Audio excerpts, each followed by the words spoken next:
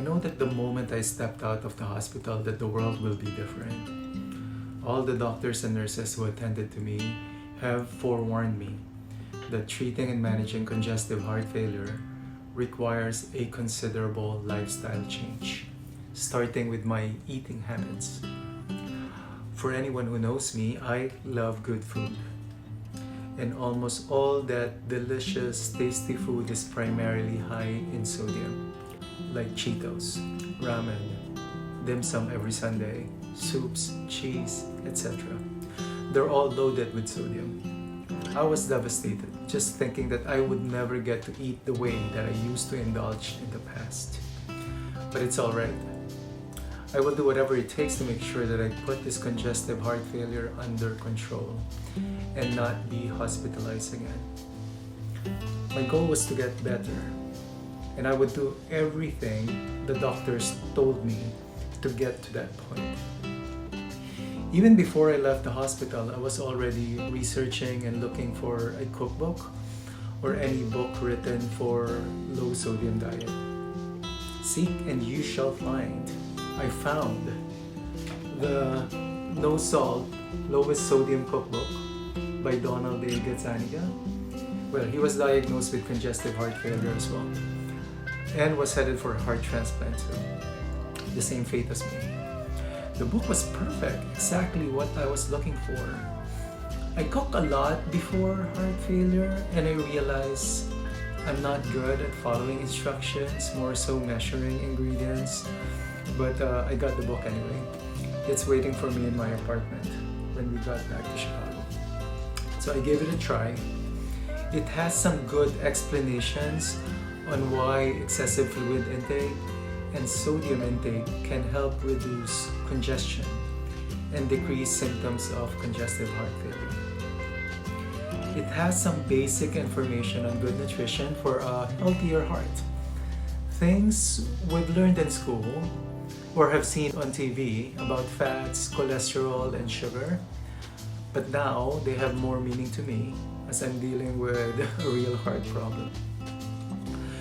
When you think that salt is just the table salt or sea salt, soy sauce, fish sauce, and bouillon cubes, sodium is actually present in almost everything we eat in varying amounts. A big revelation to me is bread, since they use baking soda or baking powder when you bake something. I learned from the book the alternatives or substitutes for salt when seasoning. And thank God that there are plenty of products nowadays with no salt options. And some of the essential pantry items from tomato sauce, tomato paste, canned vegetable, ketchup, etc. that do not contain salt. They're a little more expensive than the regular products, but hey, they're available. The book also gave me a lot of new ideas to enhance flavor using strong spices and herbs like garlic and ginger, which I love using to begin with. Also, this book gives me hope that my food does not have to be bland because of this sodium restriction. Although I have to throw away a lot of items in my pantry that are high in sodium. So goodbye soy sauce, goodbye fish sauce, goodbye Maggi Knorr cubes. But there are plenty of alternatives now available in Amazon, Whole Foods, Trader Joe's, and actually most grocery stores. I have to be keen now in reading the nutritional labels to make sure that the item has 6% or less sodium. I just got to be more conscious and intelligent with this new eating lifestyle. Eating out in restaurants is a big challenge too. Not many restaurants can adjust to your request for lower sodium as they prepare most of the sauces and pre-season the meat beforehand. Of course, they have to be tasty to sell to customers. So it's hard for them to adjust to just one or a couple of customers. I have to be creative sometimes. But the key is to eat less outside and prepare my food more at home, so I know exactly how much sodium is on my plate. I have to say goodbye to those easy go-to meals like pizza, ramen, sausages, burgers, cheeses, deli meats, and all processed food like bacon and ham, and the list is long. Well, it's all for the better. But I am thankful that I have many years of eating all the great tasting food, though unhealthy. The food memory will last for a long time for sure.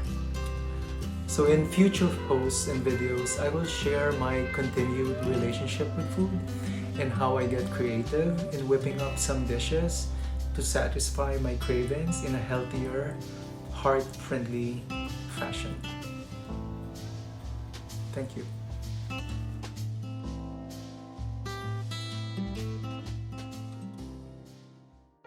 Hello. It's been a while since I last posted. I have to get back to documenting my story as I'm slowly beginning to forget the details and the feelings. I don't want that to happen. So let me recap the timeline. I got diagnosed with heart failure, end-stage heart failure in April of 2022 with 1 week of hospitalization in Bellevue, Washington. And when the doctors agreed to discharge me, I flew back home to Chicago and we found a heart failure clinic close to our place. It's about a mile away.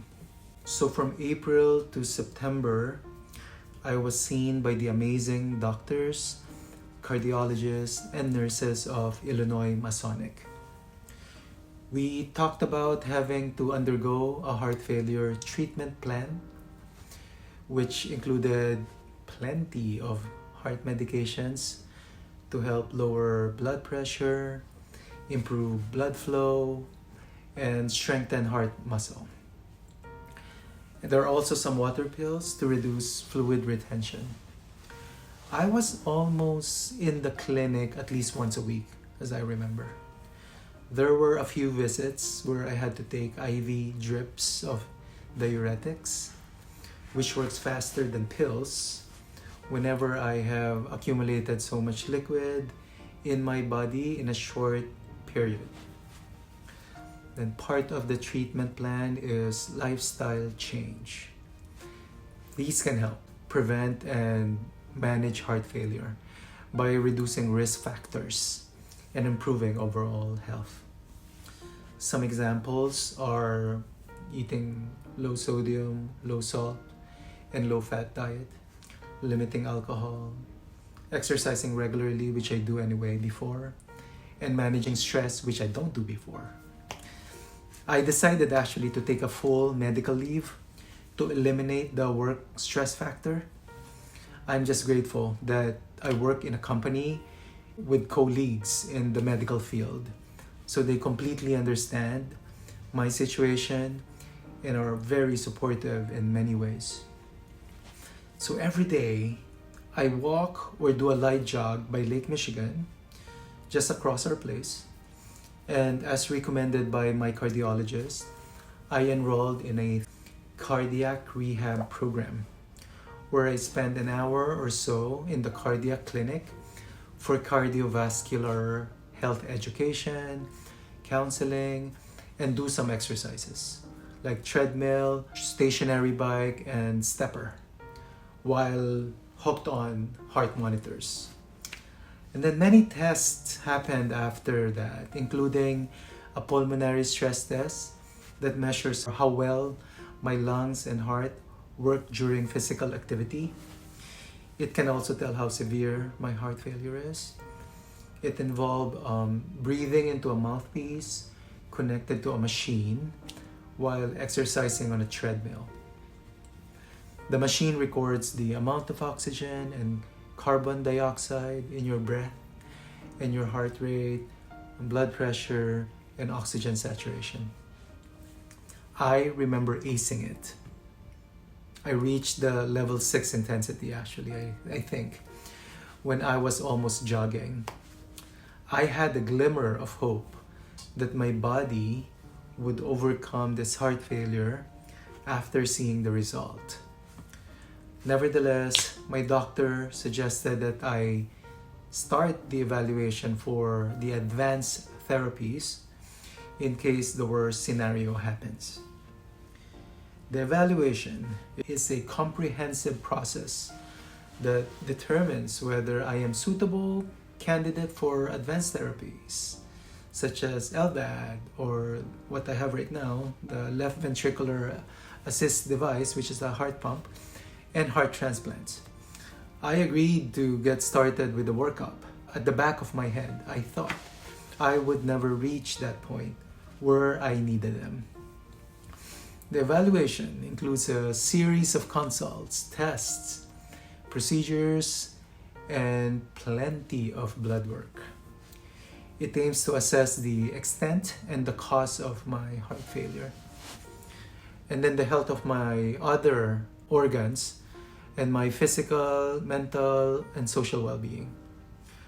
First diagnostic test was ultrasound, which is an imaging test that uses sound waves to examine your neck, liver, gallbladder, pancreas, and other organs for any problems that could affect your heart transplant outcome. Next was an echocardiogram. It's an ultrasound test that evaluates the structure and function of your heart valves and heart muscles.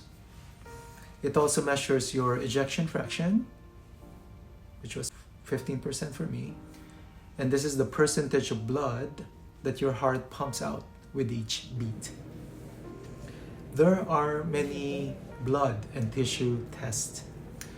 These are checks for blood type, blood count, kidney and liver function, immune system status, and exposure to certain viruses. I remember there was a dental examination as well, which is to check for any infection or issues in your teeth and gums that could cause complications after a transplant. Also, I have undergone a pulmonary function test, which is a non-invasive test that shows how well the lungs are working. So the test measures lung volume capacity, rate of flow, and gas exchange. The ventilation perfusion scan, which is a nuclear imaging test that detects any blood clots or abnormalities in your lungs, which is also called chest CTA or computed tomography angiography, was performed on me as well. Then part of the evaluation was to meet with transplant team members, such as the cardiologists, surgeons, nurses, social workers, psychologists, dietitians, and pharmacists. They all reviewed my medical history, medication, lifestyle, and support system. And also there was a lot of education on heart transplant and LVAD surgery, and then post-transplant and post-surgery care, and potential complications and side effects. And then lastly, there was cardiac catheterization, a minimally invasive procedure that measures the pressure and blood flow in your heart chambers and arteries.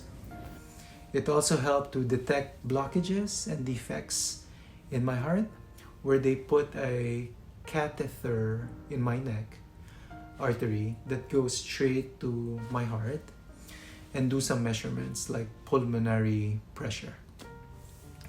So the next 5 months, from April to September, I have been doing everything stated in my treatment plan, including all the lifestyle changes. I could even travel with my family to a few places, and I can still do everyday normal chores. However, I cannot deny the fact that I still feel some unusual symptoms, like shortness of breath, inability to walk upstairs without getting too exhausted, and water retention whenever I eat something salty. I was trying to be optimistic that I was getting better, but in reality, my heart was just struggling to keep up with my body, with my mind, and just flailing overall. So that right heart catheterization in September uncovered that my pulmonary pressures were 3 times elevated than normal. So that supposed outpatient appointment became day one of a 45-day hospitalization to begin the advanced treatments that I never expected to happen.